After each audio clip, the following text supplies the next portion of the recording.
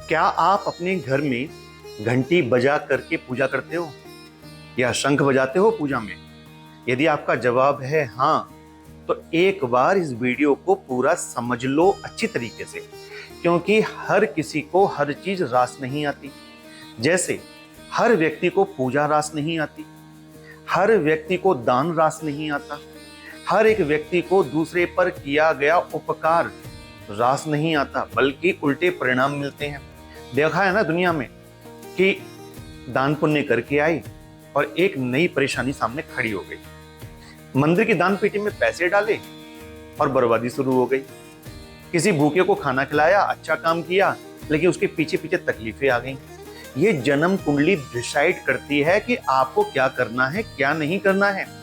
जन्म कुंडली के 7वें घर में बृहस्पति बैठे हो तो कहा जाता है घर में मंदिर तक मत रखो। अब सोचो कितनी बड़ी बात है। अब जब घर में मंदिर ही नहीं रखना है तो ऐसे व्यक्ति को पूजा पाठ से काट दिया जा रहा है घर के अंदर। उसको पूजा पाठ करने की मना नहीं है, लेकिन घर के अंदर ना करे। अब मैं यहाँ बता रहा था आपको घंटी, घड़ियाल और शंख के बारे में। बहुत से लोग घंटी बजा बजा के खूब मंदिरों के अंदर, घर के मंदिर के अंदर आरतियां करते हैं, पूजाएं करते हैं।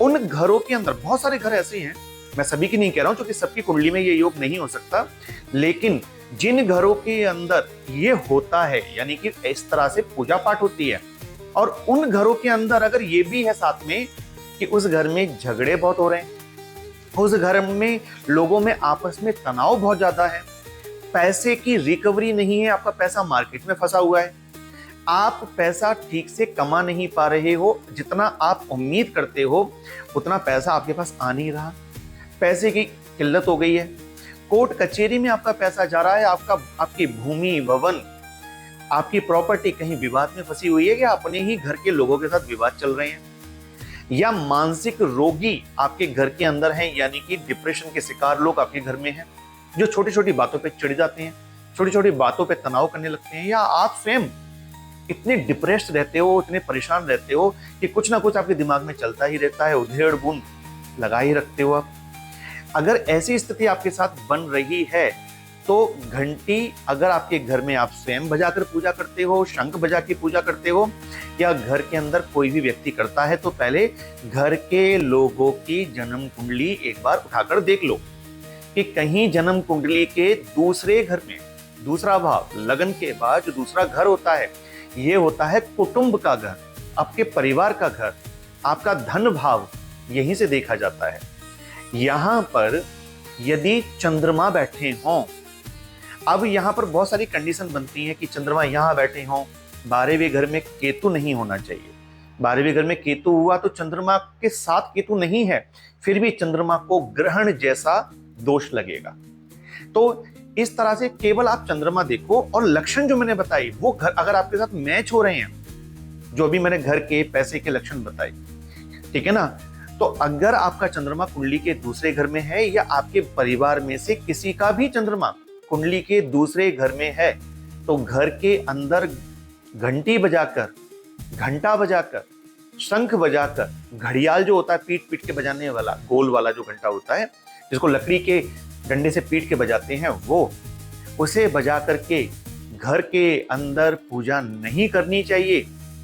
नहीं तो चंद्रमा यहां खराब होकर के बहुत ज्यादा तनाव देता है। आप अपनी ही परेशानी में इतने उलझ जाते हैं कि कुछ सोच ही नहीं पाते। आप किसी न किसी तनाव में इतने ग्रस्त हो जाते हैं, आपको सुबह किसी काम से जाना था और घर में किसी बात को लेकर के झगड़ा हो गया, पूरा दिन ही आपका बेकार हो गया। ऐसे लक्षण ये प्रदान करता है। ये यहां तक कहा गया है कि चंद्रमा जब इस घर में बैठ करके खराब फल दे रहा हो और आपके घर में घंटी, घड़ियाल अगर बजते हैं, तो ये संतान तक को परेशान करने का योग बना देता है, यानी कि पुत्र तक की उत्पत्ति में बाधा प्रदान कर देता है ये। तो अब चंद्रमा चेक करो कुंडली के दूसरे भाव में है या नहीं है। आपका, आपके बच्चों का, पत्नी का, पारिवारिक सदस्य, जितनी ज्यादा से ज्यादा लोगों की कुंडली में आप चेक कर सकते हो देख लो। अगर वहां पर चंद्रमा बैठे हैं दूसरे घर के अंदर, तो घर के अंदर घंटी, घड़ियाल बजाने का परहेज है। और इतना ही नहीं, जब आप बाहर के मंदिर में जाएं ना, तो वहां पर भी आप घंटा ना बजाएं, क्योंकि जो दोष है वो दोष हर जगह मान्य होगा। तो मंदिर स्थान, जो कि दूसरा जो घर है ना, वो धर्म स्थान है, मंदिर स्थान है, परिवार स्थान भी यही है, वाणी भी आपकी यहीं से देखी जाती है।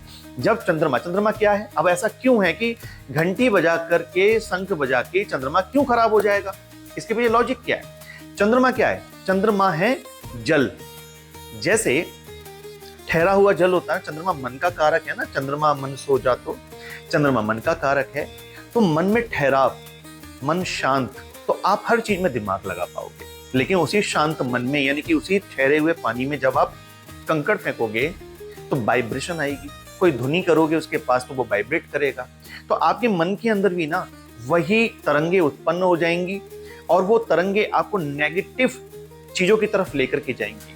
तो चंद्रमा दूसरे घर में है तो आपको खामखा चीजों को छेड़ना नहीं है। तो वो क्या, वाइब्रेशन, वाइब्रेट मत करिए।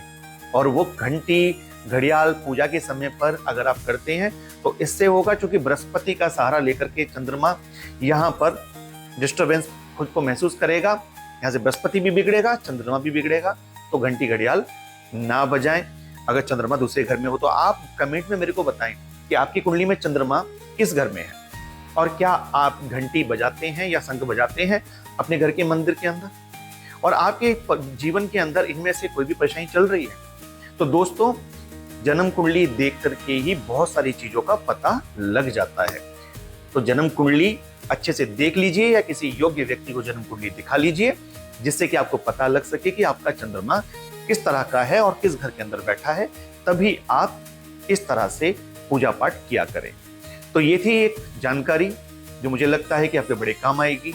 अगर वीडियो को आपने यहाँ तक देख लिया है तो कमेंट में हर हर महादेव, जय माता की जरूर लिखिएगा। जल्दी मिलता हूँ, अपना ध्यान रखिए। जय माता की, हर हर महादेव।